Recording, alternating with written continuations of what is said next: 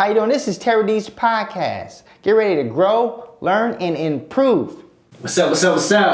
This is way overdue. Bringing Nitro. This is his exclusive. The history. Everybody want to know the history of how he started. Now, I know you as Nitro. All right. But some people might know you as Daddy D. Can you explain that? Daddy D was just, that was me as a child, wanting to be, I think my daddy was my hero, right? Everybody didn't have a father figure in the house, and I actually recognized that, and everything that he did and taught me,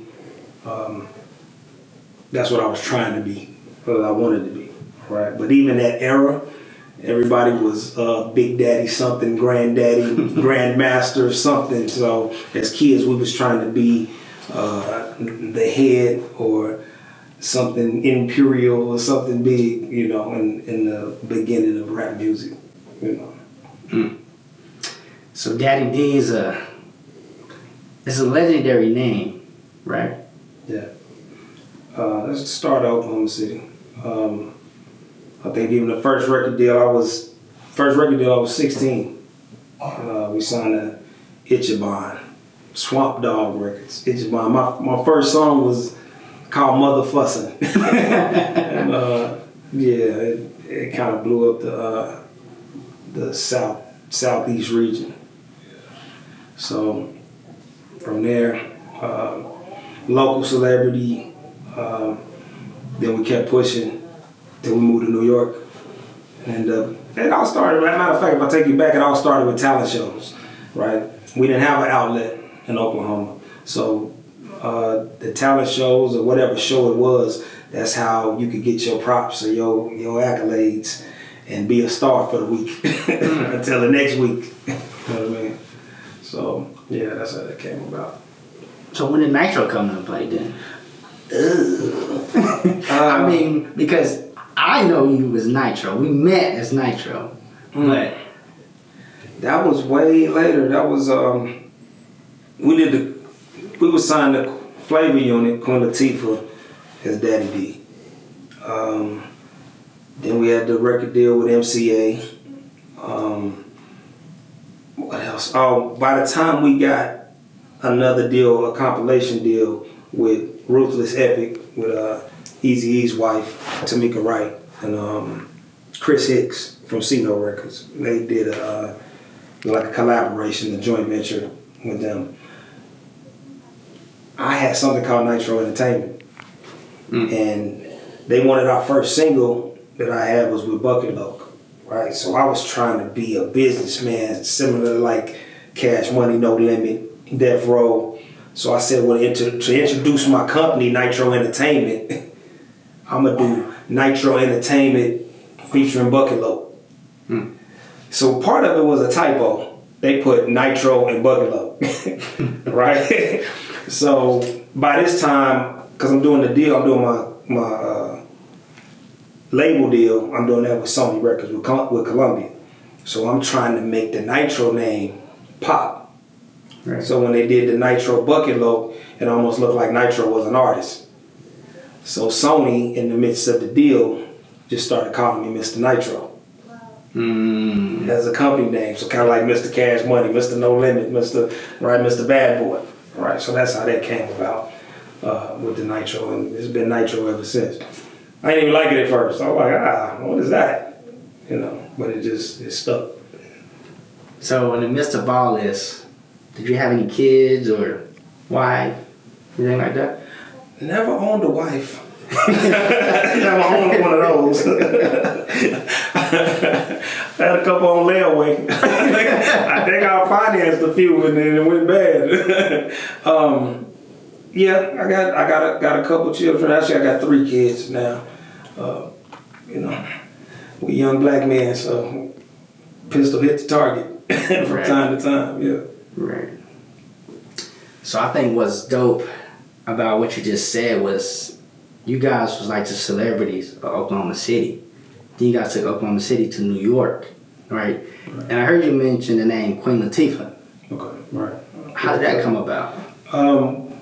We moved to New York right on the back of Color Me Bad. Our managers managed Color Me Bad.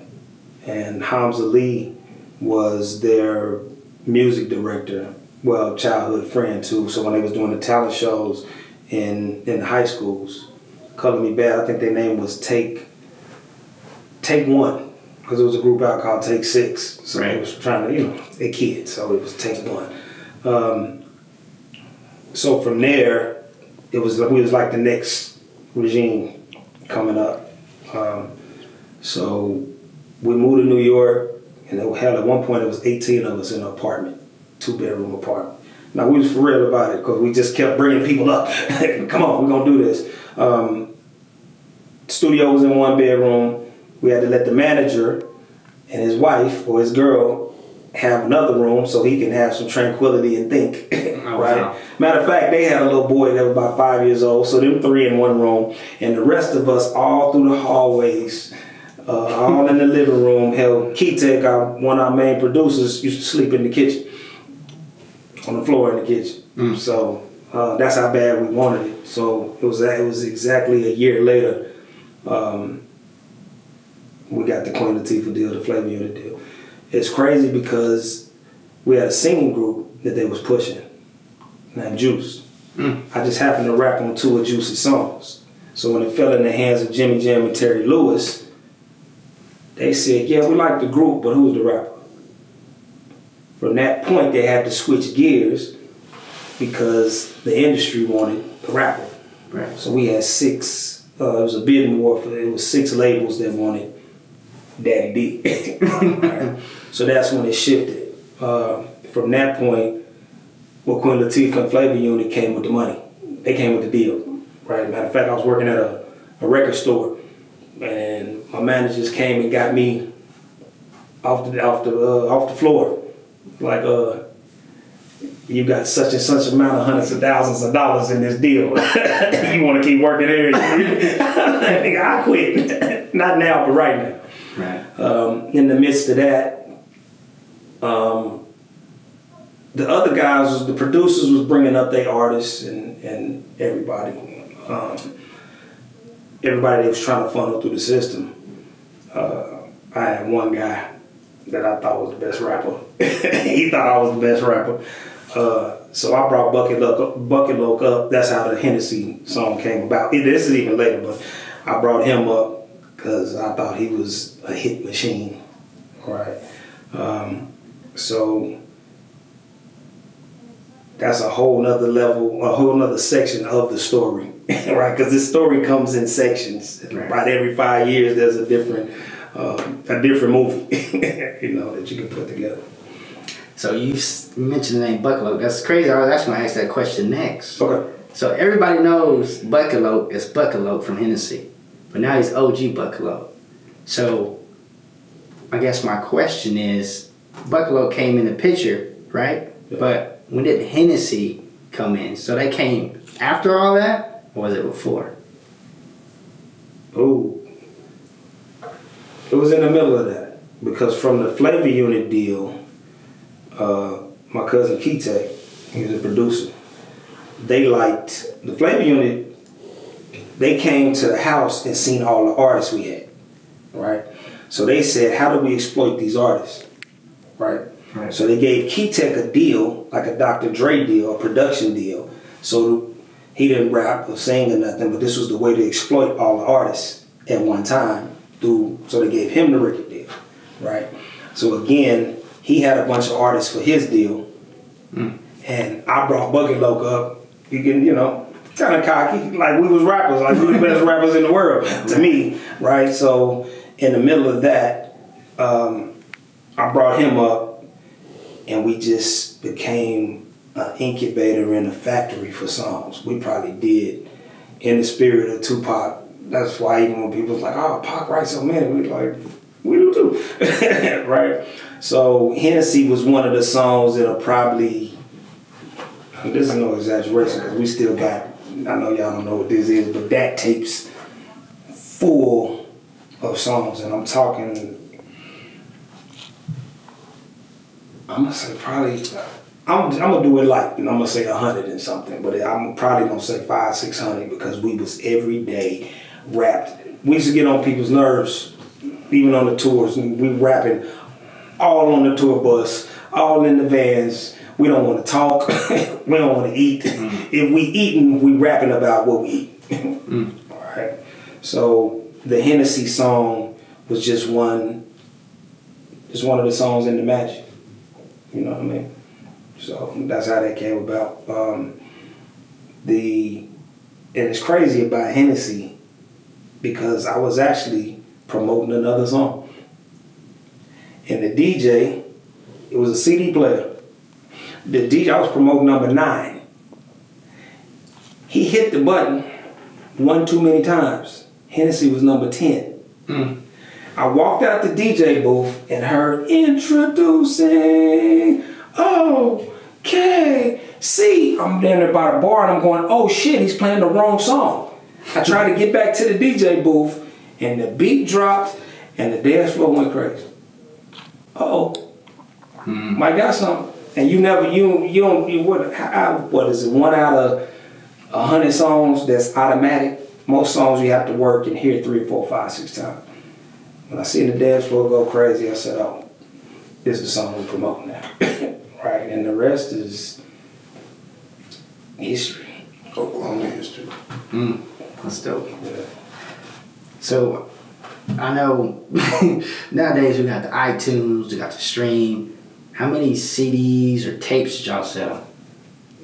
Like, I guess on the chart level. Because I know Hennessy was literally a global song. Even me growing up, I'm from Dallas, right? And my mom and dad played this song, Introducing. I've never heard that part until I moved here. Well, you never paid attention to that. Yeah, You know what OKC was. Right. And then I moved, I was like, oh man, that guy there, fucking, oh man. You know, I'm happy.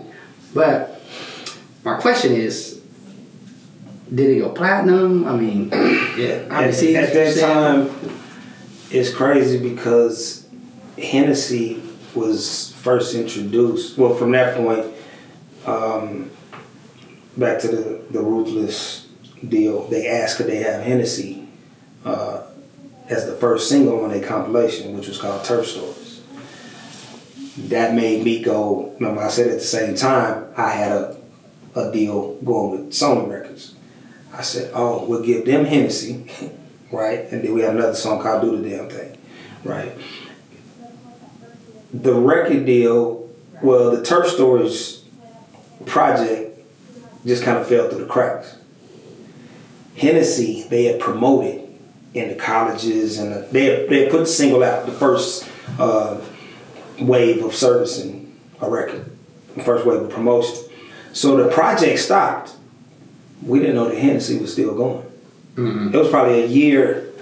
I was on tour when I realized Hennessy had penetrated the streets and it penetrated the college markets. Back then it was the Capitol Beach parties and what else was it? Freak Nick and all of that. So we didn't know that I was doing a show and I was kind of off of Hennessy by then because I was, we was disappointed that the project didn't go. The Turf Stories project didn't go. I put a piece of Hennessy, a hook, and half of the verse. And when the song came on, I realized I was just doing it to hype the crowd and going into the next part of the set. They knew the words. So I had to research and find out why people in Mississippi and Florida and everybody knew the words, right? So at that point, Hennessy was a faceless hit. Nobody's controlling it. It's just going on its own. They don't know what the guys on it look like. They don't know what it is. And at that point, I was able to use it, tour off of it a little bit. Bucket was able to utilize it, right? But it was almost, I won't say it was too late, but it already had passed. We didn't catch it in the beginning in order to work it properly like we needed to. Right. So what was your next big song after Hennessy? Everybody knows you for that, but I personally know about On the Dub and then Do the Damn Thing. And what other songs outside of Hennessy was a hit single for you? You got That's My Song. You said On the Dub, Love on the Dub, right? You got That's My Song. You got I Wish a Motherfucker Would. We got Bag Talk. I mean, we just in the current day. I kind of played after that. After Hennessy taught me the singles game. Everybody else putting out albums. Albums cost a lot of money to make, right, and a lot of money to promote. Even Bucket and Juice and the rest of it, they played the album game, right? Put out a body of work. I kind of knew to put out a single and kind of tour or get booked because the single is hot. All right.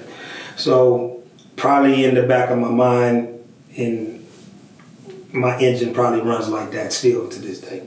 You know what I mean? Put the single out, and whether it's streaming, whether they just buying the single, right? So I probably don't worry about the albums as much, you know, because I'm gonna give you 10 singles anyway, so you're gonna put that together and make an album your own, because everybody's making their own playlist, you know, to answer that question. So, albums. I personally, I've known you maybe 8 years. Mm-hmm. Do you have any albums? Or any mixtapes or any? You know what? I think I made 3 in my whole life. Mm. But the world thinks that I got a whole bunch of them. But when they look at it, I put some compilations together. I probably pulled all my friends in, right? Because I grew up only child. I had a sister, but I grew up only child, so I probably wanted the family. I wanted an organization. I wanted a crew with me, you know. So I probably put more compilations together with other artists than I did my albums. So the Daddy D album on Flavor Unit, that was the Game, Recognized Game. We came back with Welcome to the Jungle, right? Then after that, it was what was the last album? Follow Me. So that was 2000. When did Follow Me? 2015. What was that? Yeah, 16. Right. So, you know what it is? That's me probably doing singles. And then when everybody going, hey man, these 12 songs is hot. So it becomes an album. You know what I mean? So I just do whatever the energy calls for. So, going back somewhat of the history, after all that happened, right? After all the deals and the songs and the tours, what did you do? What did you do after that? So, did you come back home? Did you go to Dallas? Did you go back to school? I mean, the big question mark everybody has is, well, Nitro had this big record deal, but we sitting here in Oklahoma City. They want to know what happened next. Like, what happened after all this? Oh, that's current. That's new. Anybody asking what I'm doing here now don't know the history. I mean, I wouldn't say now. So let's go back. So your first record deal was when? 1990s, right? Yeah. So let's go 2000, early 2000s, what would you do? Houston, then Atlanta. Like, I went to, and everybody don't agree with this, but I felt that I had to go get it. And I don't mean for Oklahoma. I'm Oklahoma as soon as I wake up and step out the door. But we can sit around and wait for the job or the gig or whatever to come to us.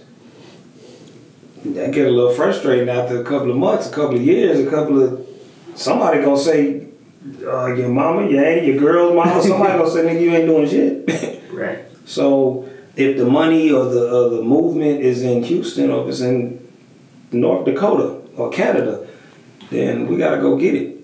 So I say that to say, I didn't live in Oklahoma a lot.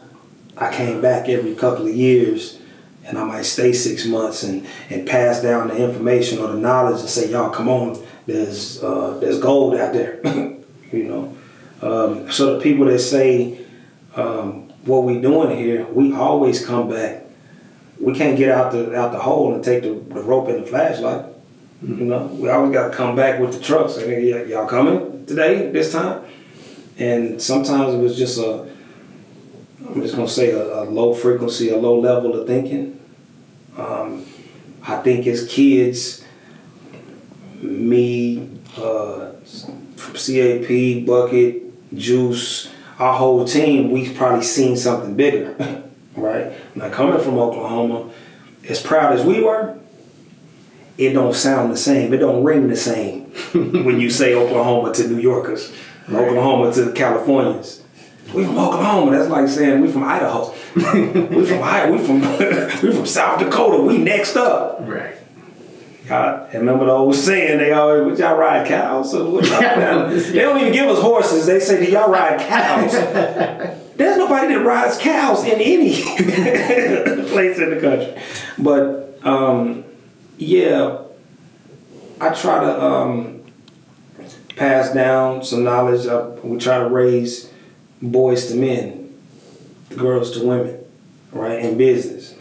The music might not work. The entertainment might not work, right? But have fun, have good energy in whatever industry you're in. So that's probably what I come back to Oklahoma to do from time to time. Okay. You know what's so dope about what you said? Me being from Dallas, Texas, Right.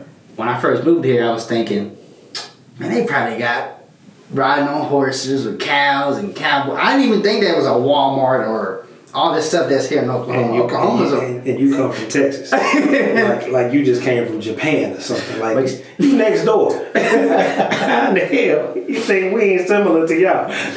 I know. It just in Dallas, it's like it's a different beast. You come to Oklahoma, you're like, oh, this is a small town. I don't got nothing. Then I get here, I'm like, oh wow, they got all this amazing stuff. Okay, I might stay.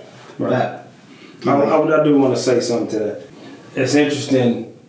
When we talk about Oklahoma and the industry and how it's viewed, I remember people would come through from the industry. They might go to the radio station, be like, Nitro, we in town. Well, they landed at 10 o'clock.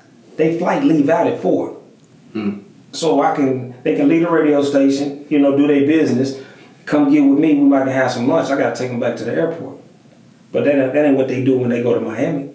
When they go to Atlanta, they show up on Friday, talk to the radio station, and stay till Sunday. Right. Because of what they think, because of the environment and what's happening in that city. They automatically think, well, ain't nothing happening in Oklahoma City. I'm just going and I'm out of there.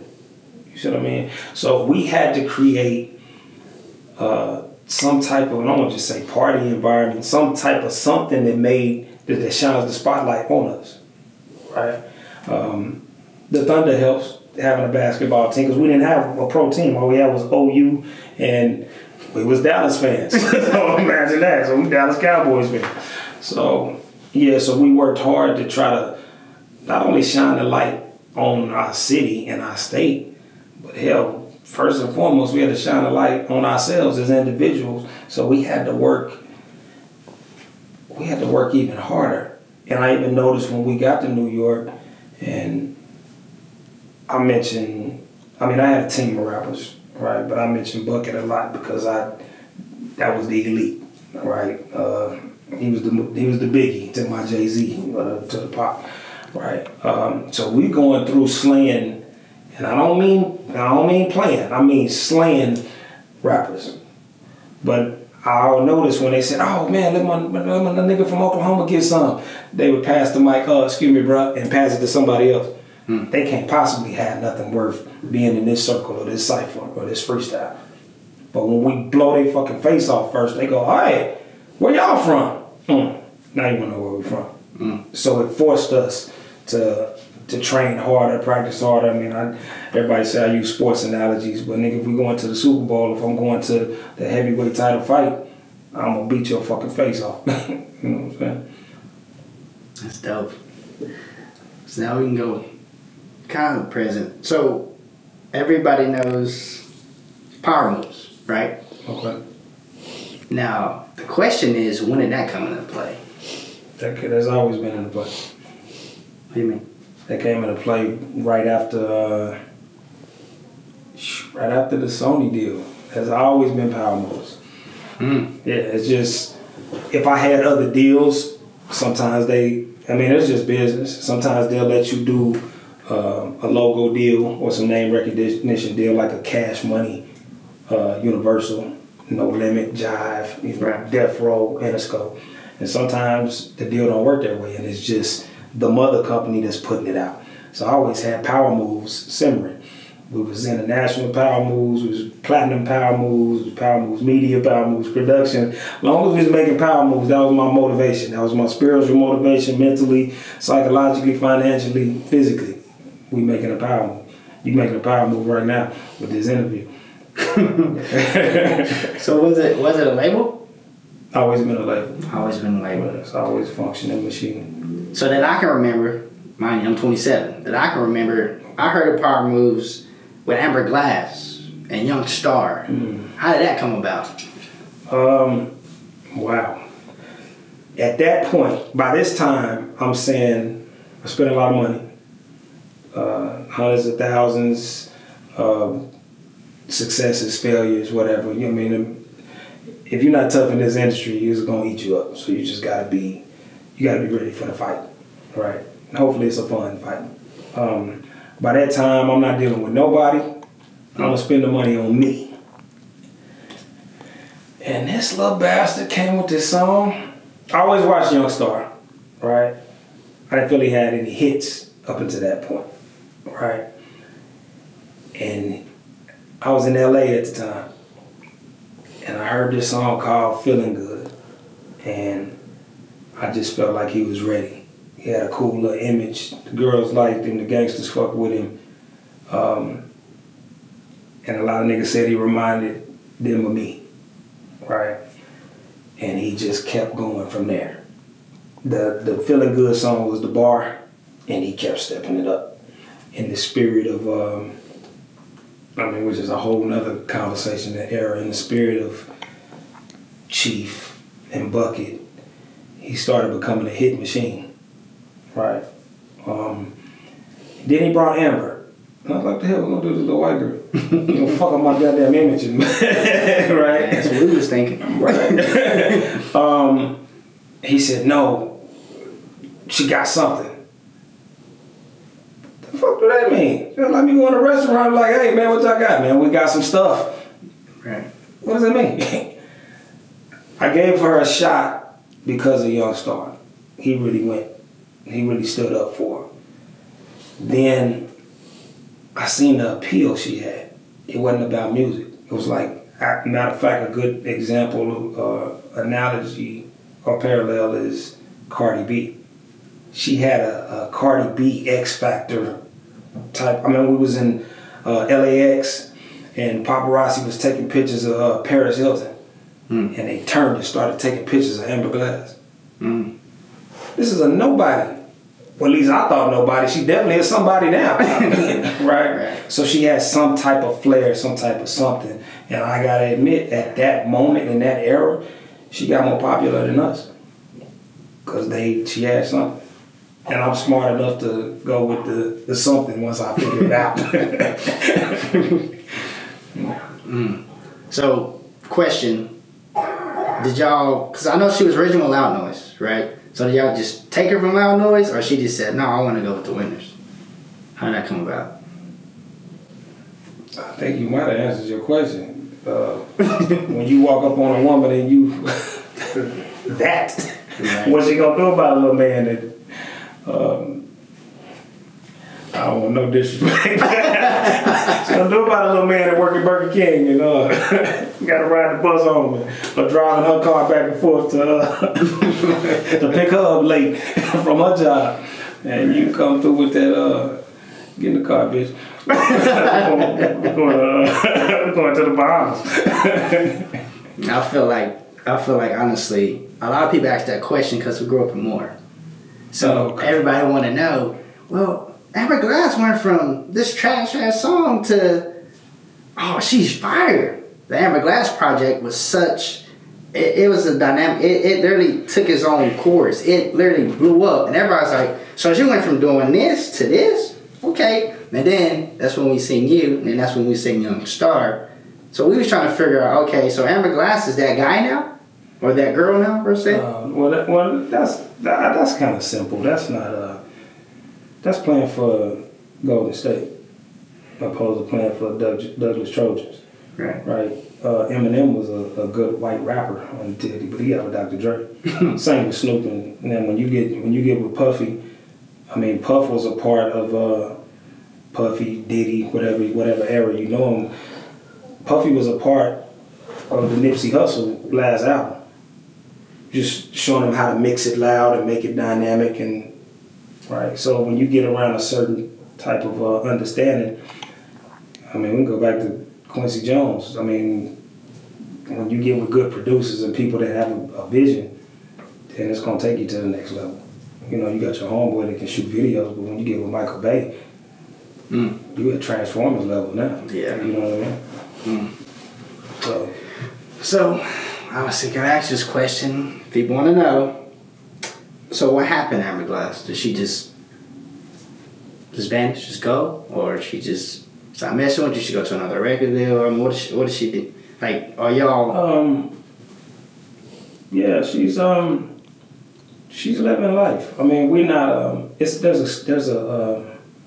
I always use this age. She's not even at this age yet, but there's a certain stage in age. I always say around 27, 28, right, where you really start reevaluating your life when it comes to music, right? Sometimes it's earlier for people, you know. Kind of like being a pro athlete, trying to be an actor. This is really, it's hard to be, even trying to be America's Top Model. You gotta eat a certain way, you gotta do things a certain way, and it'll beat you up. You know what I mean? She just went to be normal. And after a while, if this ain't your style of life, or if this ain't your lifestyle, if you can't handle it, you'll go be normal. You will go get that regular job. Because it takes an entrepreneur hunger. Because it's you against you. You can have a team, right? But even your team is only directing your fire. So if you got a little spark, they got a fan, you make it difficult for the team. So when you look at and I'll go back to the Eminems, Snoops, Jay-Z's, right? There's some people that you can see the difference. Like they're gonna make it, whether they with this manager, with this production team, whatever. And Amber Glass ain't the first. She was probably the 30th. Ooh. Did y'all hear that? And I'm probably being light with that. There's so many people along the way, whether they was videographers, photographers, journalists, whatever they want to be, right? We bring them to New York, bring them to LA, and they go, oh my God, I didn't know it was like this. And they say, yeah, you do 100 push-ups, they do 2,000 a day. You was the big fish in the small pond where you was the tallest midget. This is really, I mean, and it's okay being the tallest midget on the team until you run up against LeBron. You go, oh, I'm only 5'8". Yeah. Yeah. So, a lot of people fall off in this industry. Remember a guy asked me early, why you give everybody your number? Because they're not going to use it. Everybody's all good when it's lights, camera, action. It all feels good in the parking lot. Let's do lunch. Let's get together. Great. All right. But when it's time to execute, the ones that's really moving the needle, they make power moves. It's not. You can't be the people that don't understand the Diddies and the Dame Dashes and Russell. These people. And I'm just talking about just them at that level. They don't have time to play with you. So you get cussed out. You get ran over. Your feelings are in the way, right? Because people want to be stroked and pampered through this industry. This is big business. Just even with, look at your president. He don't really stroke and pamper. He just say, "Nigga, this is what it is. Get the fuck out of here." Now everybody's offended and then they feel this. Now they impeaching the guy. Of course, is it abuse of power? Okay, they gotta be researched and investigated, right? But in this industry, this is about moving the needle because it's not the music business. That's something. That was deep. That was actually surface. To be honest with you. So next question. Trying to wrap it up a little bit, but Rico Anthony. What was he? Is he on Power Moves? Is he independently? What was he? Great personality, great singer. We put the components around him, so he has to take those components. And we're in a new day and time. I used to spend $500,000 on you and make the industry love you and know you, right? Or at least make them know you, right? But you had a better shot because you're in their face and you're on the radio 3 times an hour, right? And you got poster boards and rap bands and vehicles and promotions. Now it's all on a person's phone. So an artist almost has to make themselves popular and appealing and interesting. We can't do it. We just can draw it out. It can be synthetic, right? That's where they get the difference between an artist and an act. Both can work. Some just did the moves and learned the moves and some was like Prince or like, Michael Jackson. These was real artists, We gave him and give him the tools like we give everybody else. So we just have to see how that works out. And noticed Kira, your daughter. Right. Me personally, I think that's probably the best move you've ever made, at least since I've known you. Can you tell us a little bit about why you chose Kira? Wow, that's deep. I had to think about that. Okay, simple part. She's just having fun. So she looks good having fun. That's it. And to me, it's like just if I'm putting a budget or it's money on it, it's just like me taking a child to Disneyland. She's just enjoying herself. Baby, did you have fun or you didn't? So when she does a song, when she does a video, it's just having fun. And she just appreciates her moments. Grown people sometimes, or I'm gonna say most of the time, don't appreciate their moments, the investment, and the work that's put into it. So it's probably wow, it's crazy that you asked me that, so I'm just thinking about it now. Probably part of it is I don't expect her to appreciate the investment and all of that because that's my child.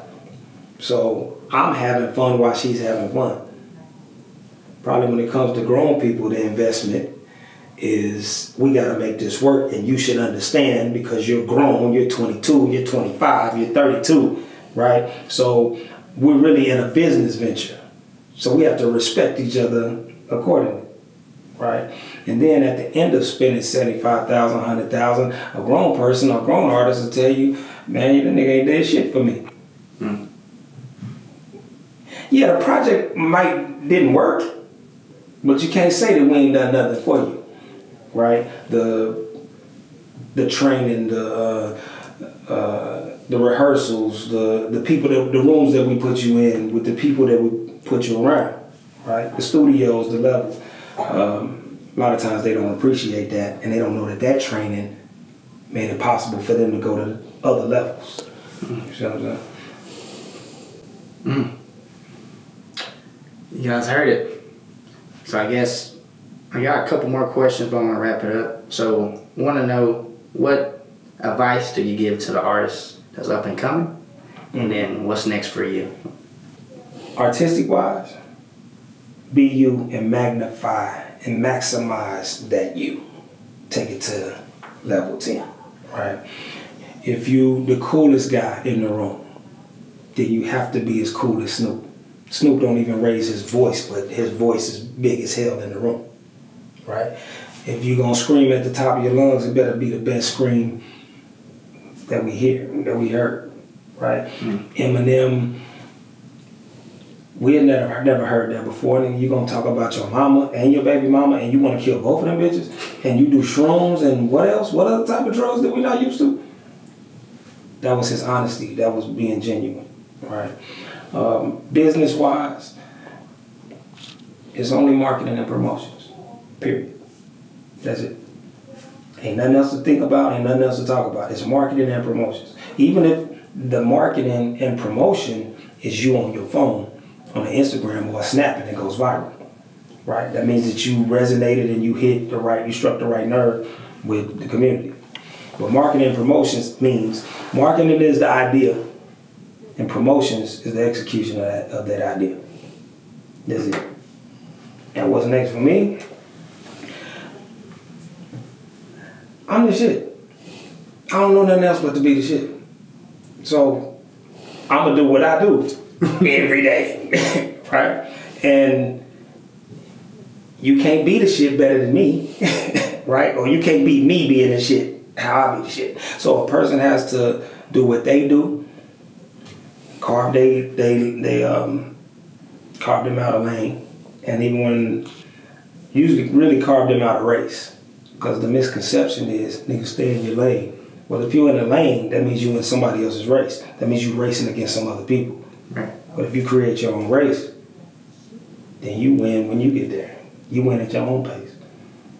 You know what I'm saying? Justin Bieber won at fucking, how old was the dude? 8, 9? Right? Steve Harvey didn't get no money until he was 48. Still popping, right? What did you tell me about Colonel Sanders? When did he pop? In the 60s. Colonel Sanders popped in the 60s. Nigga still won because we still KFCing it to this day, right? So get in your own race. So I've been in my own race for a long time. That's why when you ask me when did power moves come about, damn near in the beginning, it was just when did I get to pull the trigger on. So we still making power moves. Power Moves Media, plug. So for people watching this, you want to tell me your Facebook, Instagram, Snap if you have it. Everything is Power Moves. Power Moves 405 at Gmail, Power Moves 405, YouTube, Power Moves. If we snapping, whatever it is Power Moves 405. Oh, there's a Power Moves 405 Facebook, but then there is a Nitro Derek Booker Facebook. That's just personal. All right, y'all heard it here first. The exclusive of Nitro. So hopefully he asked a lot of y'all questions, or answered a lot of y'all questions. And that's it. It's a wrap. As you say, run it. Run it.